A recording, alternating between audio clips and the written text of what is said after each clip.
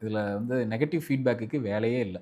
அப்போ ஹோமம் எல்லாரும் செய்யலாமான்னா, எனக்கு தேவை நிறைய இருக்குது, என்னோட கர்மா அதிகமாக இருக்குது, அந்த லோடை குறைக்கணும்னா கண்டிப்பாக செய்யலாம்.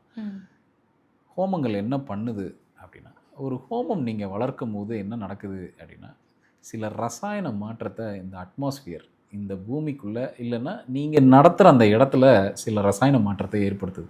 அந்த காலத்தில் பார்த்தீங்கன்னா, ஒரு வறட்சி வந்துருச்சா ஒரு ஹோமம் நடத்துவாங்க. மழை வர்றதுக்காக, வர வைக்கிறதுக்காக.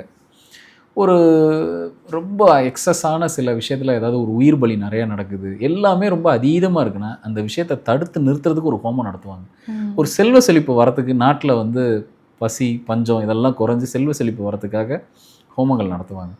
ஆக்சுவலாக இது என்ன செய்யுது அப்படின்னா, அந்த புகை நம்ம அந்த அந்த ஹோமத்தில் இடக்கூடிய பொருட்கள் இருக்கு இல்லையா, அது ஒரு புகையை கிளப்பிட்டு மேலே போகுது.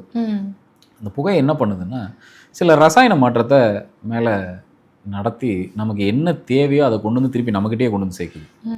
நம்ம உடம்புக்குள்ளே அதை கொண்டு வந்து எப்படியாவது சேர்த்துருது. அதனால தான் அந்த மந்திரங்கள் மூலமாக நம்ம கொடுக்குறோம் இல்லையா, அந்த ஹோமங்களில்.